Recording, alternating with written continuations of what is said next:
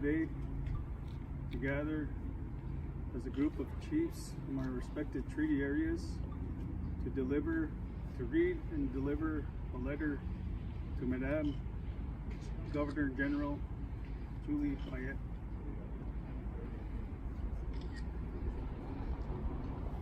Her Excellency regarding the honor of the Crown and the role of the Governor General.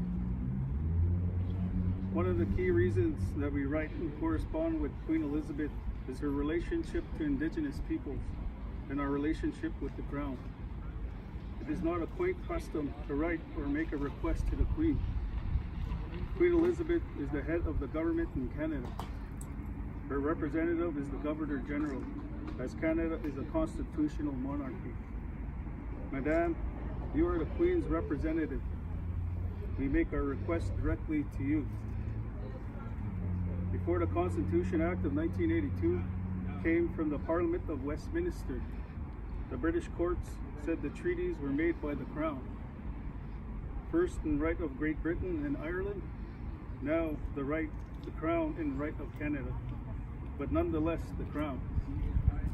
The decision was meant to reassure our peoples that the passage of the Act in 1982 was not going to undermine or diminish the treaties made with our ancestors. We have always looked upon the Governor General as more than a mere rubber stamp for whoever happens to lead in the House of Commons. Her Majesty herself referred to you in correspondence in January of this year. The Governor General represents the Crown, the other half of our treaty relationship. As Governor General, you are directly involved in the process of passage of legislation by the Parliament of Canada. No bill becomes law until your approval is added to the document. It is a critical component of the constitutional monarchy. We cannot have Canada make unilateral decisions about your role and our role in the foundational laws of the state of Canada. We are aware that you will be called to grant royal assent to the following bills: C-91, C-92, C-97, and C-262. As representatives of our nation, we fully reject these bills as our right of free, prior informed consent was not given. The honor of the Crown has been violated and sullied by the actions of Parliament. There is no respect for your office. It is important that treaty and sovereign nations speak our concerns. These bills should not get royal assent.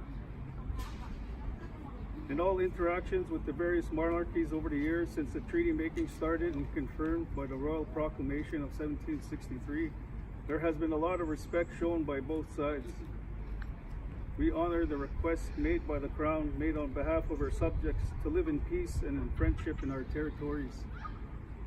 We have to live by those words, for as long as the sun shines, the grass grows, and the river waters flow. We are prepared to stand with the Crown to uphold and honor the words of the sovereign for her subjects to live in peace and friendship in our territories.